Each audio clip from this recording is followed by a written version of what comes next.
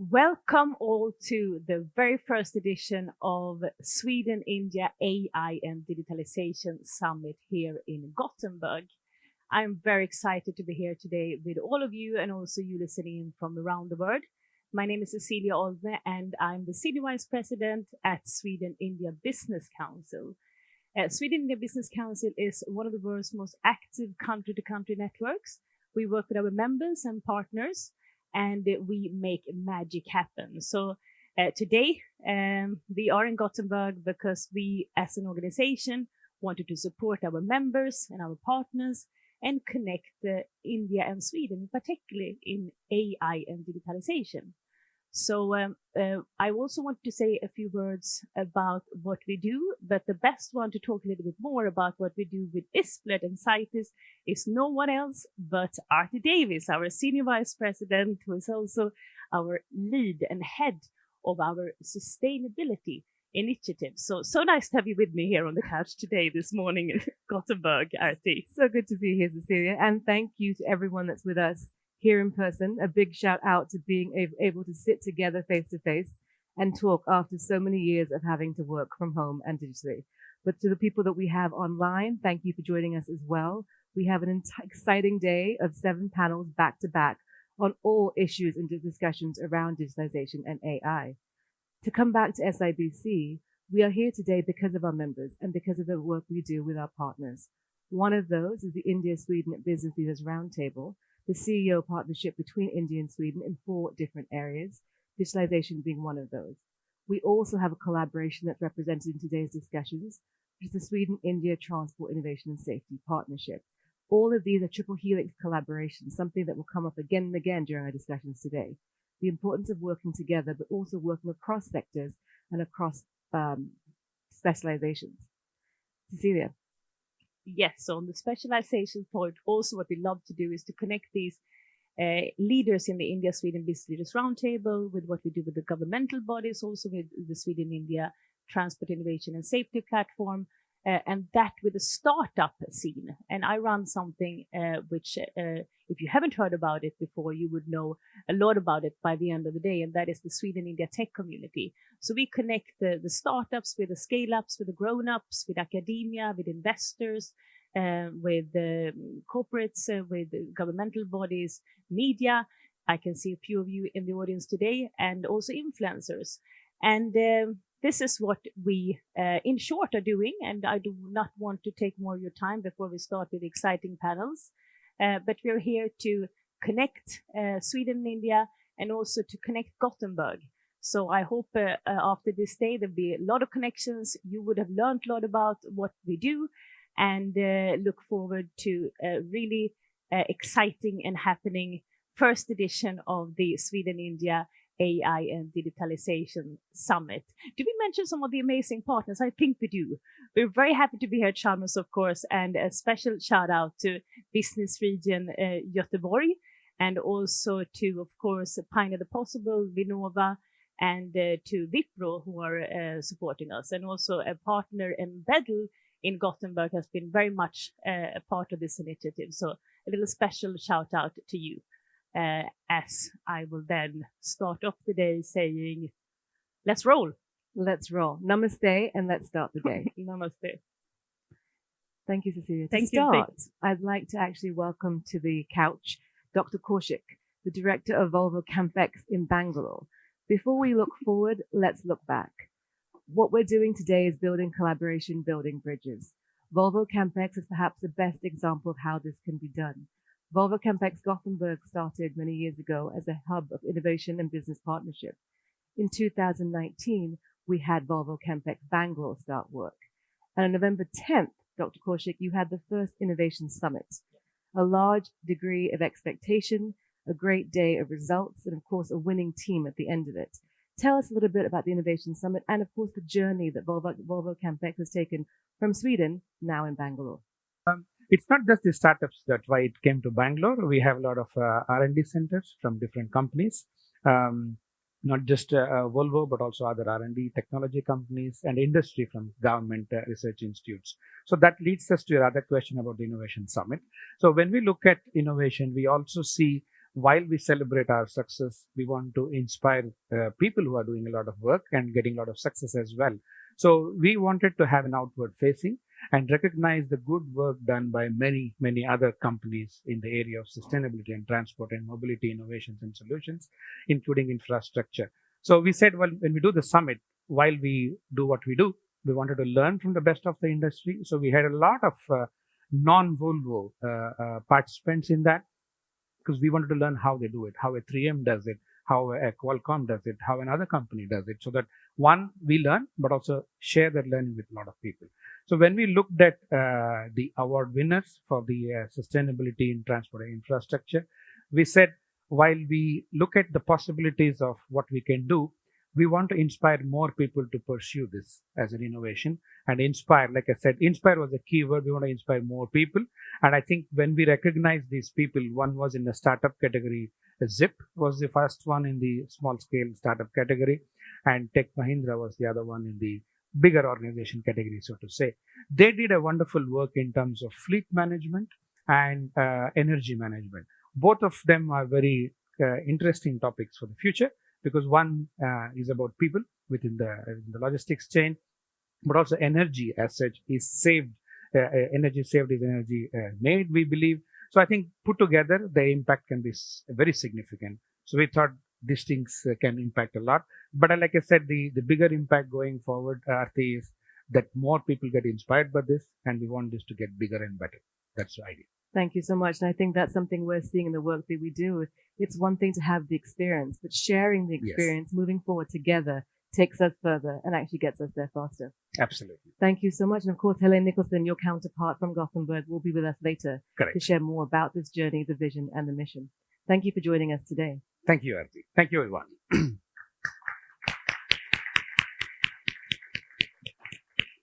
So we now move to the first panel of the day, made possible by Pioneer the Possible, pushing boundaries forward. This is Vinnova, Business Sweden, the Office of Science and Innovation at the Embassy of India, and the Team Sweden stakeholders.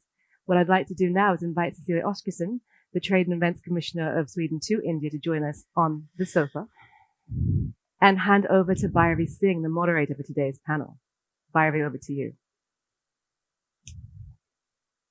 Right, Arti, thanks very much for that. And hello and welcome to this very special panel discussion on vertical integration in the automotive industry, the opportunities, challenges, and the way forward.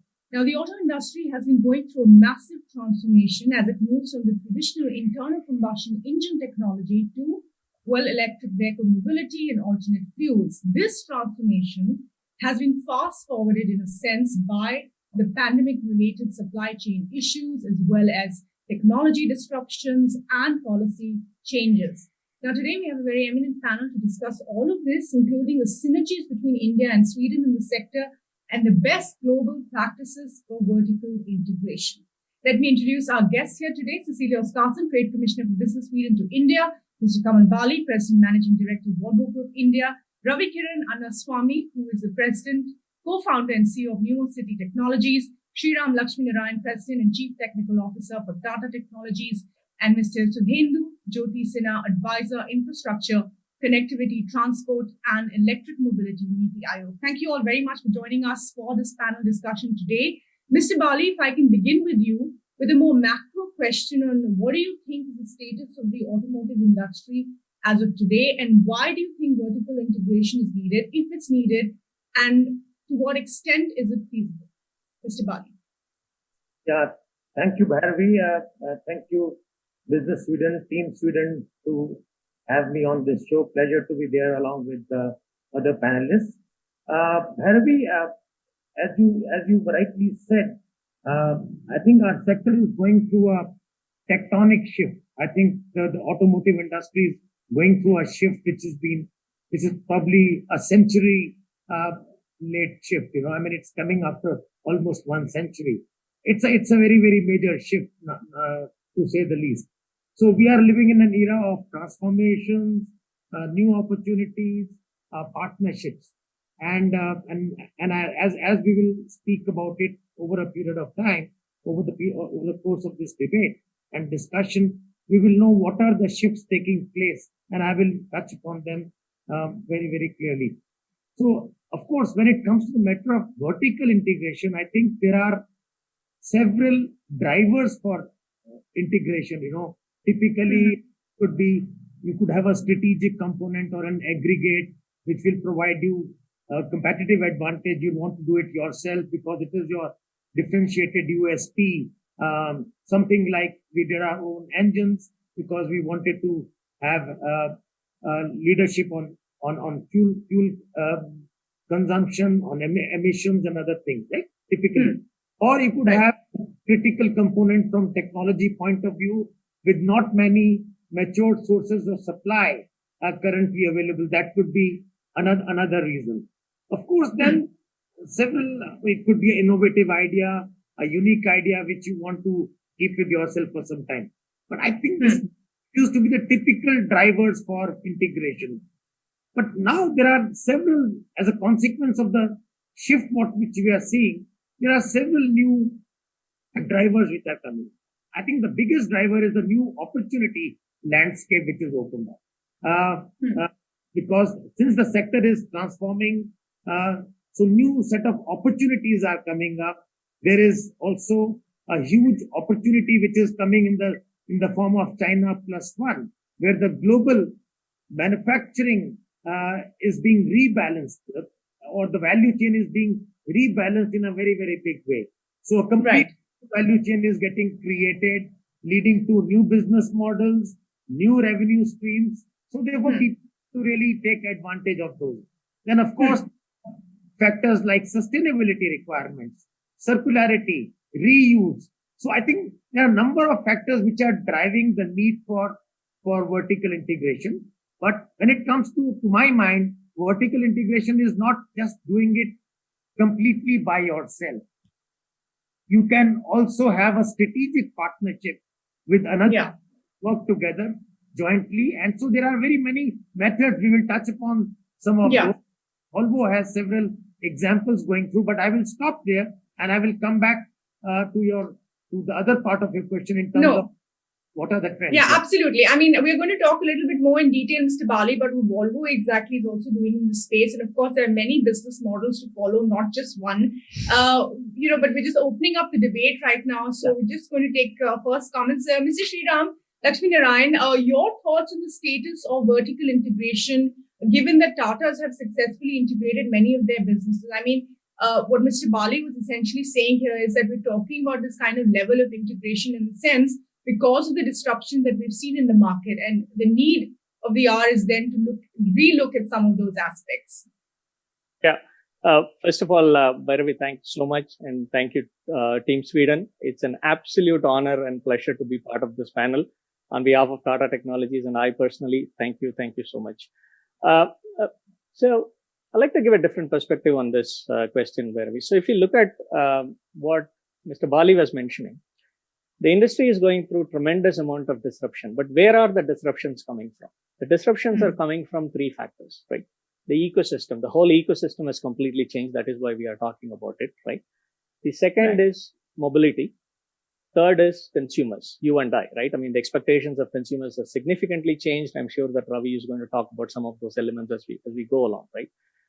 Now, as these three major elements that are disrupting this industry, the real question comes is vertical integration is not a new thing that has come up today, right? That was always there, and then people moved on to horizontal integration, and now, it's as they say, right? When change happens so fast, there are traces of the old that you will see as well, right? So that is pretty much what we are seeing, but with an improved version. I think the critical point is what Mr. Bali touched upon, which is like, is vertical integration, are you doing it for the strategic nature of it? Are you doing it just to avoid a short-term, problem that you're facing? So if it is strategic in nature, then the vertical integration needs to bring in innovation. I think it needs to be called as innovation integration. So which means in other words, as Tesla calls it, as value integration, right? So if that being the case, then it opens up a whole new set of opportunities, new set of revenue lines, new set of partnerships that is going to stay in the longer term. So that's on the first part of it. Now, if you look at Tata per se, I mean, we from Tata Technologies have been supporting customers with our offerings in the full vehicle program of electric vehicles, taking it into digital as well. But if you just step back and talk about, companies like Tata Motors, right? The vertical integration has been accomplished through a different way. So, for example, under the Tata Group, you have all these different players that are there. You have Tata Power, you have Tata Chemicals, you have Tata Communications. So the idea is, how do we bring in a strategic partnership? So wherein which you already have a base to build upon it, tap into the things that are available.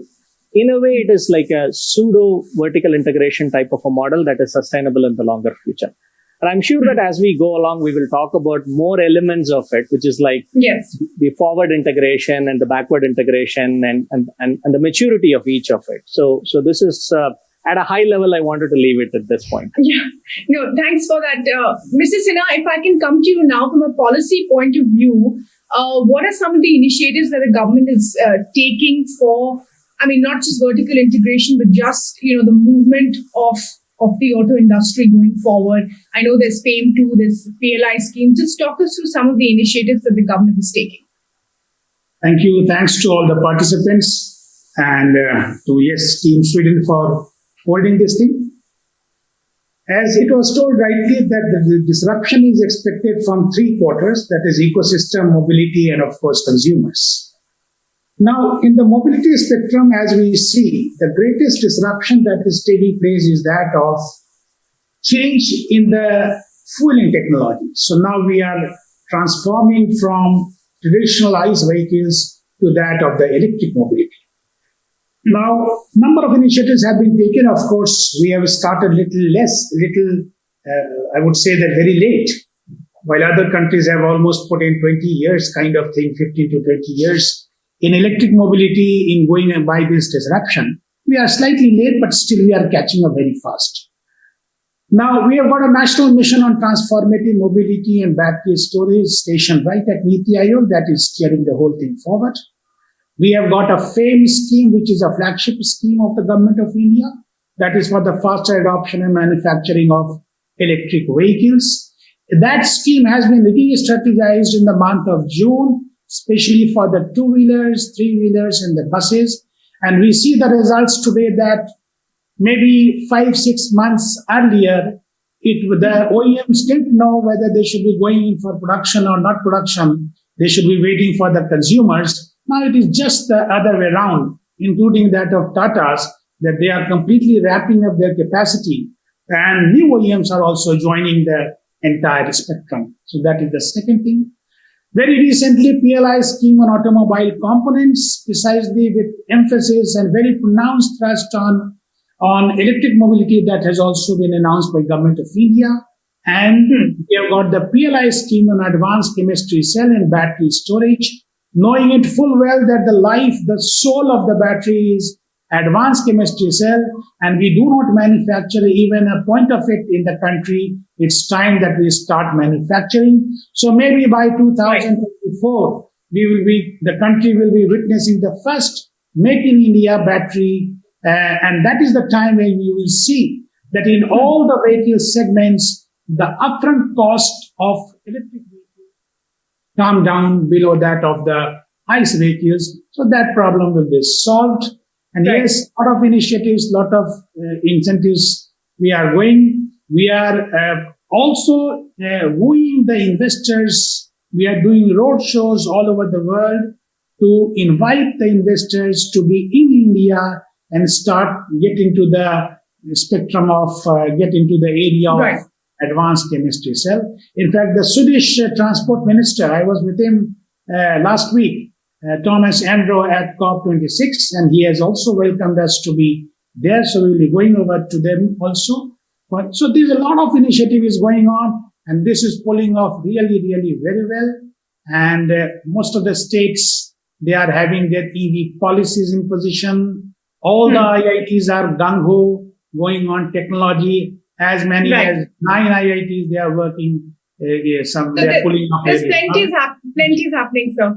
Yeah, two important points from what you said. One, of course, about the battery and the cost of the vehicle going down. We're going to talk a little bit more about that. It's a very important point being made. And also, of course, collaboration between India and Sweden. And this is where I want to talk to Cecilia Oskarsson, who's the Trade Commissioner for Business Sweden. Cecilia, you've worked with both Indian and Swedish enterprises. Where do you see synergy between these two in terms of vertical integration, otherwise in the auto sector, as Mr. Sinha was also pointing out about, the two countries working together? Yeah, thank you for the question, and I'm happy to see you. I wish you were all here, though, in Göteborg. It's a bit lonely on the sofa here. But answering your question, well, Swedish automotive industry has been very innovative for many, many years. And the Swedish automotive companies have been working with vertical integration for quite some time as well. We have seen a couple of examples already. Volvo's joint venture with Northvolt is one example. We also heard about the CampX already, the innovation hub. There is also examples of Scania working with a couple of companies on LNG. And similarly, we can see that leading Indian companies in the automotive industry are doing exactly the same thing. So I think that both countries could share knowledge in this sector and work towards common goals, especially in VI and the collaboration within AI, digitalization, but also the growth of the EV sector. Absolutely, Cecilia. Thanks for that. Let me go to Ravikiran and Annaswamy now. And this space is so important for innovation, as Cecilia is also pointing out, digitization, AI. And startups will be essential to this as, we transform from the traditional IC vehicles to EVs and alternate fuels. Mr. Ravikiran and Annaswamy, take us through what exactly Numocity is doing in this space and, how much do you think of this vertical integration as possible, as feasible?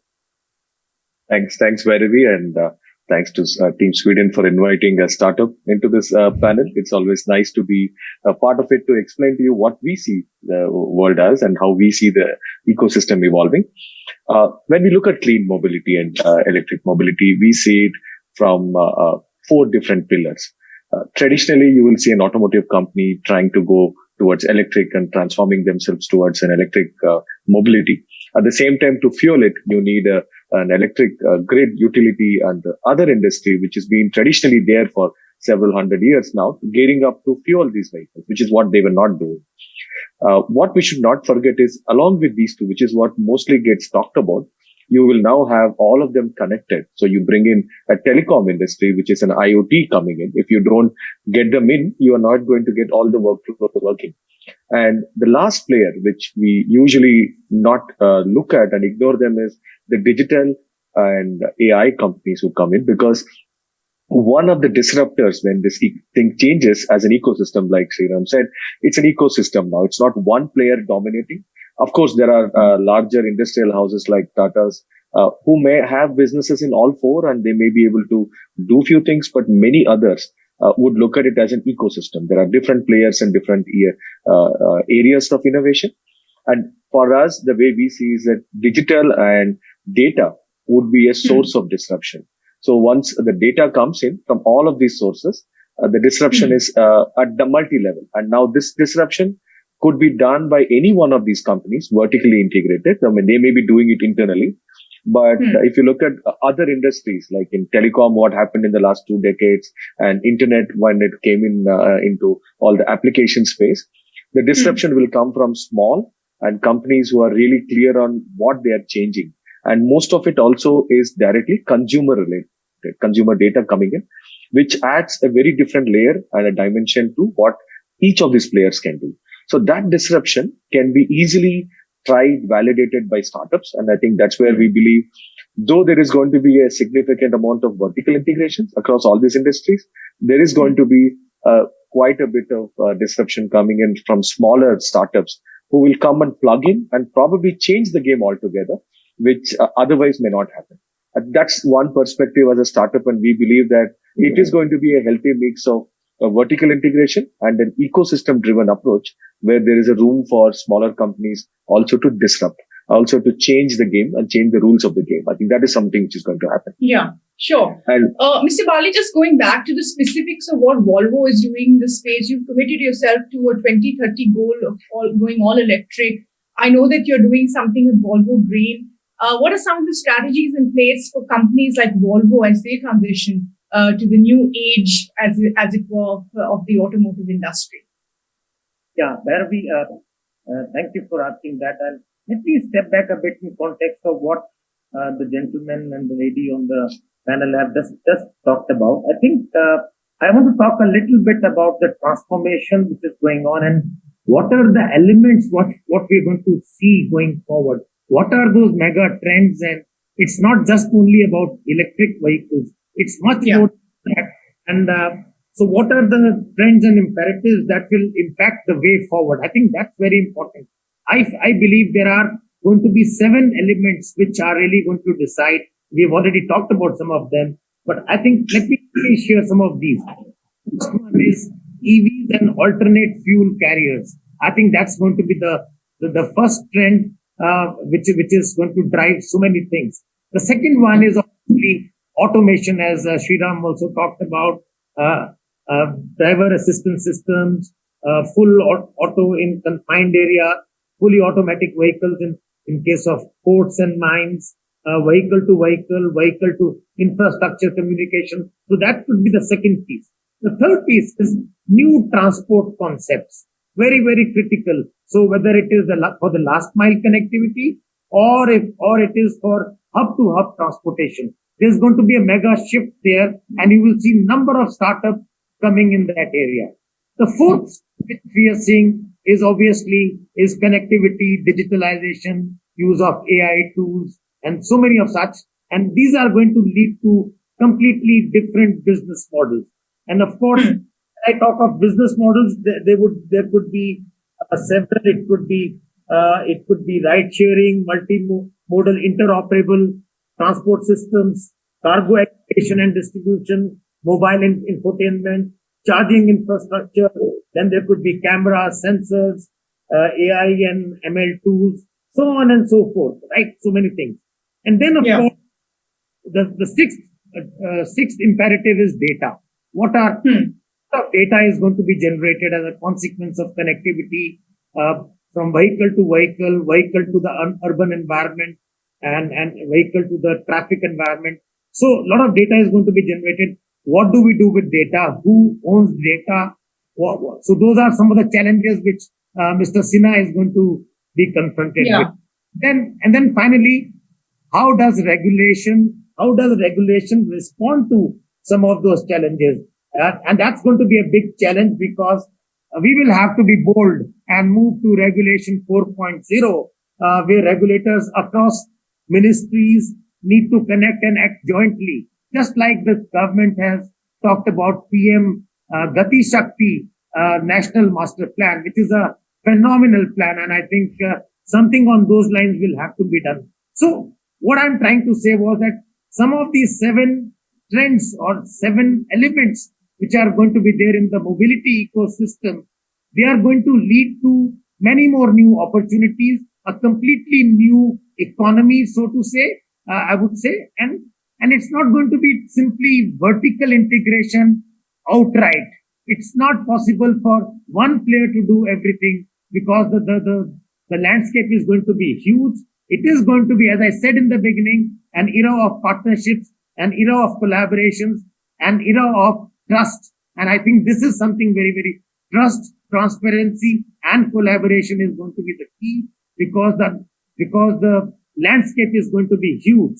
And when it comes to Volvo, let me tell you, we have already started on this journey. We are developing battery packs together with Samsung. So it's again a strategic partnership only for Volvo trucks, electric trucks.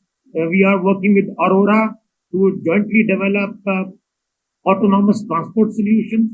We are working with SSAB to bring world's first vehicles made out of fossil-free steel. So another thing which we are doing, we are then working with cells. We have formed a joint venture with Daimler, where we are working on hydrogen, manufacturing hydrogen fuel cells, and then finally also getting into a JV with Daimler and Triton to install and operate high-performance public charging network for battery electric heavy-duty long-haul trucks across Europe. Yes. So things are happening across the Volvo spectrum of things.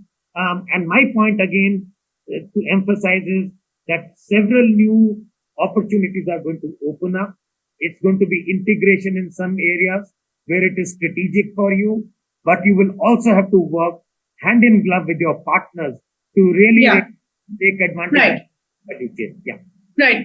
Thanks, Mr. Bali, for that. And, you did touch upon the fact that it's not just about the EV landscape, but much more in terms of alternate fuels and so on. We're going to be touching upon that and, of course, battery swapping as well and charging infrastructure. But just to go back to Mr. Sriram, Tata Motors, in a sense, dominated the EV sales in the first half of this fiscal. As India's leading automotive integrator, what do you think are some of the challenges that OEMs are facing in terms of, are they largely on the infrastructure side or on the manufacturing ecosystem side? Yeah. So Bhairavi, couple of things. I think pretty much Mr. Bali summed it up most of the elements of it. So if I were to pick on some of the things that he said, I think today if you look at it, number one is about for the Indian market is about cost, right? I mean, you needed to bring down the cost to level wherein which this become affordable at scale, right? That we are talking about. Then the second question is the whole associated infrastructure that comes along with it, right? I mean, because today there is always this apprehension to say that, okay, if I go for this, even if it is, I'm environment friendly, I'm environment conscious, but is this sustainable for me? Is this something that I can do, right? I mean, that is the number two. I'm purely looking at it from a consumer standpoint, because the consumers end of the day are going to dictate about what sells in the marketplace, right? So that is number two. Now, thirdly, if you look at it, I think the bigger problem, whether we call it as vertical integration or we wanted to bring in, it's about why are we doing certain things and what is the big why, right? I mean, it cannot be, as I said, in my opening remark also, it cannot be based on a temporary shortage of a supply or something like that. And hence I wanted to do this. While that problem is real, I think the bigger problem is I wanted to launch in something that I wanted to differentiate. Take Tesla, for example, right? They started on building their own, autonomous software building on their own without waiting for some of the companies that needs to come in because they believe that it needs to be superior. So that was their thought process, right? I think it's a combination of all of those things that is going to determine where this industry is going to go, particularly from an Indian market standpoint. The specific question that you asked about some of the challenges, you needed to ramp up production. I think Mr. Sinha rightly said that. I mean, if government push is there, so these are all things that are going to happen, in parallel, wherein which you produce it at scale, so it becomes affordable. Then you have a capacity to get the parts that are needed for you to make mass production. You bring down the overall cost of it. Add a layer of digitization on top of it, which is where people are going to look at it before purchasing a vehicle.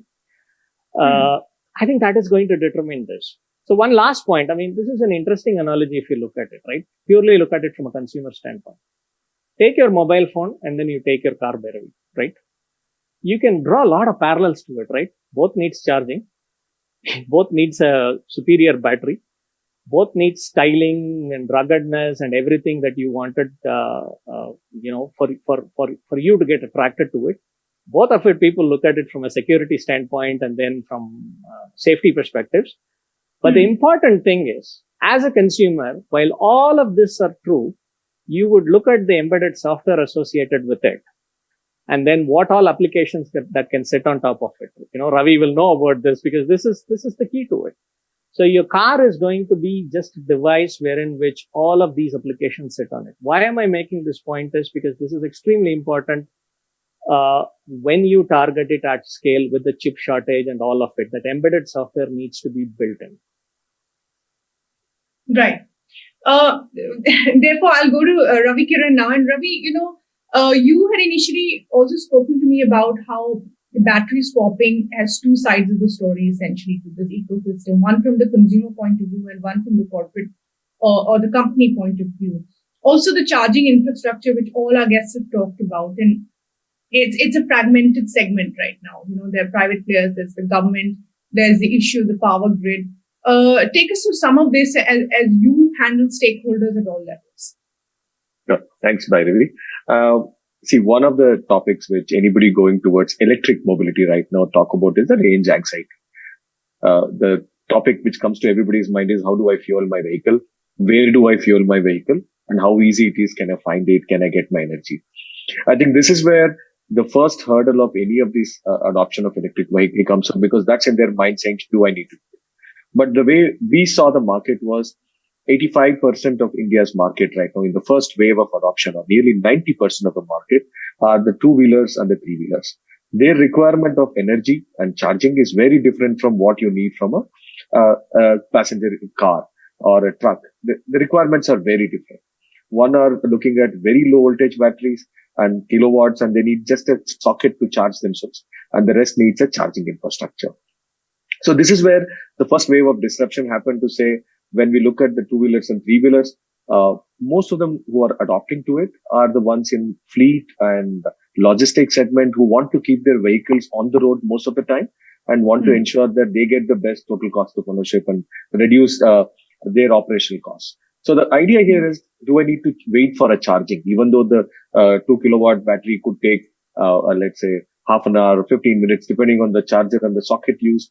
Do I need to wait for it? Can I get them on the road at the earliest? So that's where the idea of battery swap came. Because we have done it in India with LPG cylinders in the past. We have done where the vehicles could come and swap their cylinders and go. I think that concept was there in the mind, and that's where the battery swap came in. Now, battery swap is good as a model, wherein you can say that I can come quickly, swap my batteries, and then I get an energy when I want it, and I'm done. However, this is just one side of the story. Now, when you look at it, who provides this battery as a swappable battery? Now, there is somebody who has to own the asset, and this battery is almost 40-50% of the vehicle cost. So you're subsidizing the owner of the vehicle by somebody else taking this CampX into their operations. So unless you find a player who now kind of cross-subsidizes your energy cost by owning up the battery cost and sets up an infrastructure for doing it, it is not very easily viable. So where does it work? It works for fleets, definitely. Whether it's logistics, passenger, last mile, it works very well. But if you try to scale it up, it will have its own challenges. I'm not getting into the technology challenges. There are many with technology. I will not get into it. At the same time, now as a second wave, now we realize that we don't need to swap battery all the time. You could also provide smart sockets by which people could charge. I mean, like if you go to an airport, taking the same mobile phone analogy, you can use any public socket available to charge your phone. Yeah. Very similar thing is being done as a second wave now. First wave was we talked about battery swap. Now we are talking about, can I get the smart socket, 16 amp, 32 amp sockets all around the country so that people can come and charge their 2 and 3 wheelers fast. So this is something you will see in the next months. The third thing to look at is the stable and reliable charging infrastructure for the other class of vehicles. When you look at passenger cars, mainly looking at the 4-5 cars we have in the market.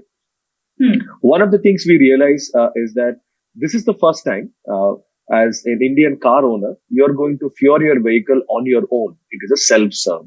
Unlike the way we are used to now, somebody fills your vehicle. This is the first wave of adoption where you're changing the consumer behavior because the person is going to come and charge on his own. So this is where a lot of digital technologies, the stability and the way you bring the network becomes extremely important, because you need to make it as easy or seamless for everybody to be able to charge the vehicle. And at the same time, bring India has been a digital native in the last decade, thanks to the 4G and the networks we have. Everybody is very comfortable. So using the right digital technologies to make them comfortable, that they can come, they can charge, they can pay without any fear, the way they would do with payment right now. So that's the three ways I would say. I think there's lots of angles to the battery issue, and we'll get into it more. But I want to go back to Cecilia and talk about not just EV adoption, but also what the government is doing here with the National Hydrogen Mission. I know that Sweden's interested in that as well. Cecilia, do you see collaboration here, given that both countries, I mean, India is now getting into the renewable energy space, but Sweden is, of course, a leader in some ways in that space? Yeah, sure, I do. I really want to connect to what you said, but also what Mr. Bali said earlier, connecting to the Gati Shakti scheme.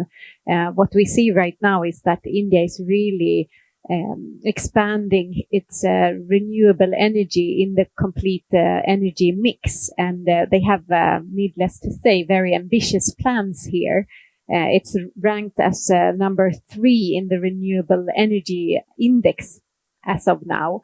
And on hydrogen, I know that India plans to commercialize this through the National Hydrogen Mission as an alternative fuel. And as you said earlier, Sweden is a leader, especially in circular economy. So there are many companies here that are undertaking the use of hydrogen cell fuel and as an alternative to fossil fuel in Sweden then. But we have to remember that tech and infrastructure are still being developed worldwide. And here I see big opportunities for Sweden and India to cooperate on the synergies on the goals as well. I know that Volvo is already working on the use of hydrogen cell fuel. Yes. That's true. And Mr. Bali, do you want to talk about the hydrogen cell fuel and what Volvo is doing there? But also, I just want to ask all our guests here that, I mean, there is one argument that believes that fossil fuel is still the most convenient onboard technology. So going forward, will we see more hybrid powertrain technologies, or because EV adoption still is complicated. It has many aspects to it. So talk us through that, and of course also what Volvo is doing with hydrogen. I think you're on mute. Are you?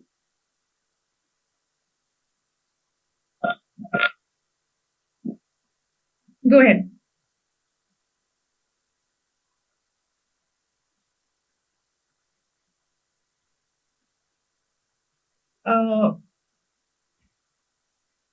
Mr. Bali, I think there seems to be some audio issue with you. Just get that checked. We're just going to check that audio issue for you, Mr. Bali. But just if I could take that to Sriram, do you believe that fossil fuels are still the most convenient onboard technology, but there will be hybrid, hybrid form going forward that could have everything from, electric to fuel cell and a transformed IC engine? Mr. Bali? Yeah, Sriram, go ahead. I think we're having some difficulties with Kamal's audio. Yeah. So I think Mr. Kamal would be the best person to answer on it. I mean, seeing it on the ground. But so if I can share my perspective, I think the key to it, Bhairavi, is this is going to constantly evolve, right? That is why there is this big question mark on this whole topic of vertical integration, right? Like, are we betting heavily on one thing? And if that one thing is going to constantly change, how is this going to, sustain? So that is why, so the reality of it is not going to be one or the other. It is going to be all of the above. So that is how this is going to be. There's going to be a combination of multiple things. And I'm sure from a government perspective, also people will say that there are investments that are happening. And, whenever we get the audio back with Mr. Bali, he could say about what is happening from an OEM standpoint, right? I mean, from a vehicle manufacturer perspective, what they are looking at it. But that is why it is extremely important in the vertical integration context, whether we talk about, what components of it do I wanted to build on my own? What sort of IP do I wanted to build on it? It needs to be looked at it, as my opening remark is about value integration, which is like, how is this constantly going to evolve and support that? Because unless you do that, you would solve a short-term to medium-term crisis. And then something else kicks up. Then you're sitting on a capital intense, and what do you do with it, right? I mean, this was part of the issues in the 80s world of vertical integration. And then a lot of component manufacturers started coming out on their own, right? So I think this is, so a short answer to that is, it is a combination of all of it, and ties it back to the vertical integration. I think it is extremely important. There has to be a strategy in terms of what is the value that this will bring it up. as we see a 3 to 5 year roadmap. Right. Mr. Bali, are you back with us in terms of audio? I believe the problem is from your end. We've got it checked here. So I think you're on auto mute. So I think while we resolve that, I just hope we can resolve that quickly. Mr. Annaswamy, just, to talk a little bit about how are the value chains in a sense different for, electric vehicles and IC vehicles. If you could tell us that, and how important is machine learning AI in this space now? Sorry, let me unmute myself. So I was on mute. I got it, Bhairavi. See, the value chain, if you look at it, there are multiple, each one of them depends on which perspective you see from. The vehicle OEM would look at it in a different way. In utility in industry will look at it in a different way. I'll take one of them just to talk about it because there are different perspectives on it.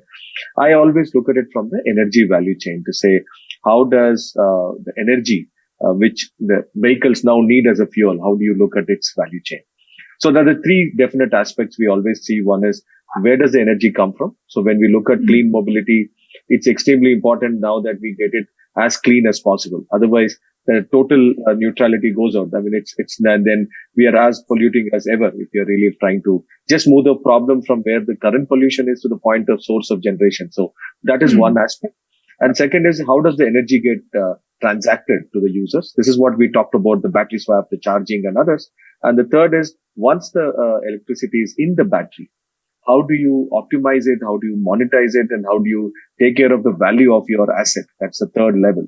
So when you keep energy as one common factor and see how things go, I would look at the generation aspects. I would look at the transaction aspects. I would look at how the consumption happens. So when we look at EV as an ecosystem from the fuel point of view, we need to always remember these three aspects and then innovate and work around those. And digital is extremely important because whether it's now electricity coming from utility or when you transact coming from chargers and battery swap, and when you look at energy in the battery, now you get to integrate as an ecosystem all the three different players. One is a utility player, one is a vehicle OEM, the middle one is where the consumer business happens because now you are trying to trade energy or give energy to the consumers. So this is where the digital layers come in and integrate all these 3-4 players. It could be done by one single player or an ecosystem of players who bring all of them together. At the end, the idea is to make it seamless and effortless for consumer to use the energy so that they can fuel and move on. And second is to ensure that each of these players, whether it's a utility to optimize and save their grid, safeguard their grid in terms of when the heavy load comes up, because you don't want to disrupt your other business, because you're also giving electricity to every other industry, not just to automotive. And on the automotive side, to safeguard the battery, because that's your biggest asset. So the digital layers will come in on the energy value chain to ensure all these three are protected. Yeah. Mr. Bali, I'm just coming back to you, and I certainly hope we have you back. There's lots to talk to you about. But I'm going to Cecilia Oskarsson for a second about, the elephant in the room is essentially COVID and what are the lessons from it, which is why we've seen so many disruptions in the market, especially for the auto industry. So, Cecilia, what do you think are some of the lessons for COVID, not just, in particular for auto industry, but in general for industry and the movement forward? Okay. Yeah, well, COVID certainly leapfrogged the investment in digitalization. It's clearly visible anywhere in the world, and I see it a lot in India as well, and in any sector of the industry. Specifically in the auto industry, we have seen companies transforming their sales and service significantly. We have seen new age companies like Ola coming up, who completely converted the sales in the automotive industry into a complete digital mode. Though the start of this, we have seen more and more companies redefining the customer experience through digital transformation and digital mode. And COVID has, of course, enabled those companies to look more inward and reduce disruptions in their supply chains. And I guess vertical integration is one outcome of the companies planning to reduce the disruption of their supply chains and helping them to also rationalize the cost that they have. Right, absolutely. Mr. Bali, so I just want to add to what we were asking you earlier, and also that the government has made flexi fuels. It's going to make flexi fuels mandatory, and would that require obviously additional infrastructure, additional costs? We already know that the component costs are going up, the steel prices are going up. So for the auto industry that's already in such a it's trying to transition quickly and smoothly, do you think it's just adding more layers? Can you hear me now? Yeah, I can. Thank you. So first, I completely agree with Sriram that it's not going to be this that only this. It's going to be, I think, various forms. I think all tools in the box will have to be used for this complex transformation from ICSS to typically electric vehicle. Battery will cost at least in India to be 90% battery operated at 40 two-wheeler, probably cars to some extent, maybe 15 to 20% by 2030, pure battery electric. But long haul trucks would be more hydrogen fuels, long haul. And ICSs are not going to die. ICSs will Right.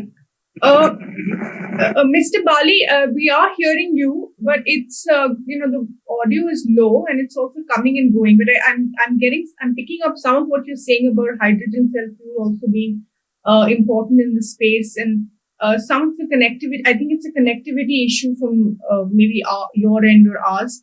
But just going back to Mr. Sriram, Lakshminarayanan, on what are the expectations from the government?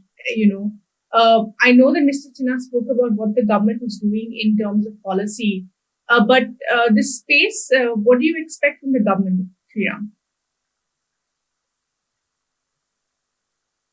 Yeah, sorry, I was on mute. So, no, I think Mr. Sinha laid it out, very clearly at the beginning. So this is pretty straightforward, right? I mean, one is this real? Is this going to happen? Everybody is aware of it, and this is going to happen. This is the future. And just like not only in our industry, I think as we move towards the climate change, corporate average fuel economy, all of those things that have been talked about, because the CAFE regulations in Europe and the rest of the markets are very, very stringent, right? So there is no choice for automakers to adopt this. And if you were to adopt this, and then even if you look at, so that is from an automaker standpoint, right? Now look at it from a consumer standpoint. Yeah. Consumers, particularly the millennials, buy anything and everything that has a cost attached to it, right? I mean, I think more and more people are attached to products where there is a social cause, there is a message, there is a broader story attached to it. So there is a segment of new car buyers, particularly in the Indian context that I'm talking, wherein which are 60% of our populations are under 40 years of age plus, then who are going to be the target market that is coming in.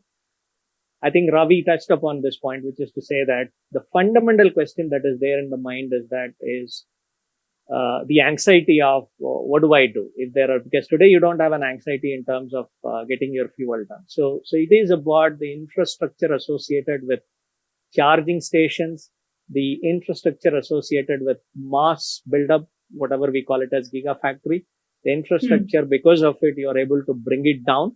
And then the campaigns around it, that the clean energy campaign and other things. I think so. This is not like the expectations from the government is government needs to do 10 things and then only we will do it. I think there are things that are going to happen at some point of time. All of it needs to converge because this is the key. And the other important thing is I think, again, it was Ravi who touched on this because we are no longer one industry. So this is industry without borders, right?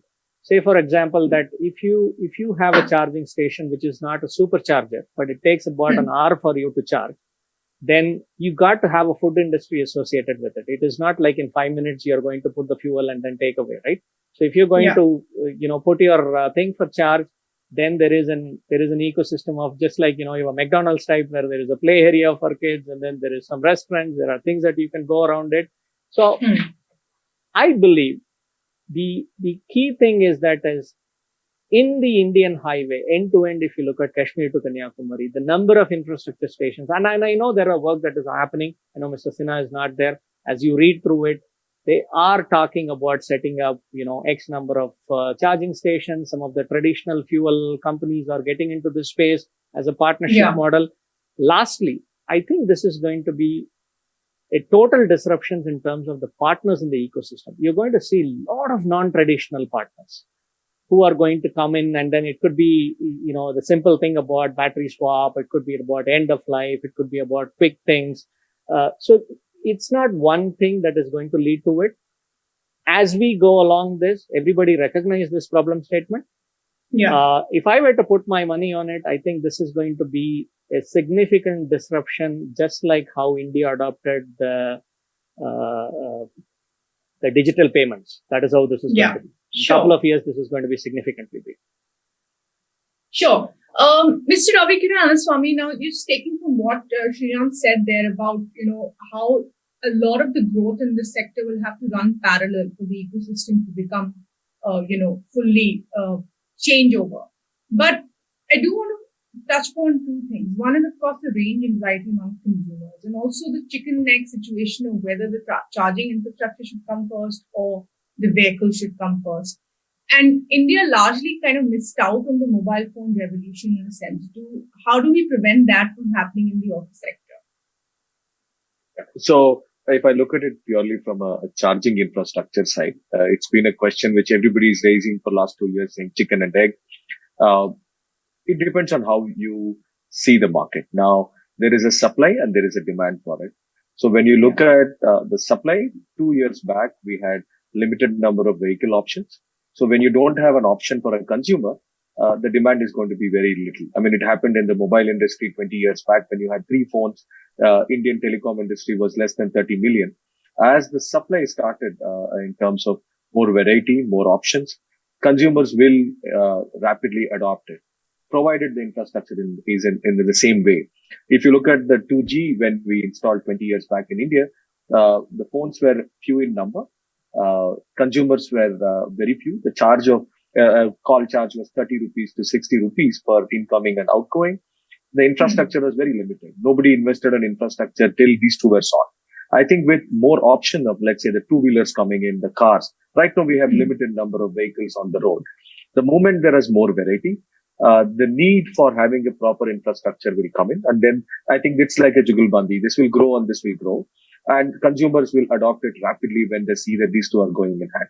Having said that, in the last 2 years, more than the number of vehicles coming in, there has been a lot of interest in charging infrastructure because people want to invest in it, not just by government. Government is given a push for subsidies and charging infrastructure, which people are doing.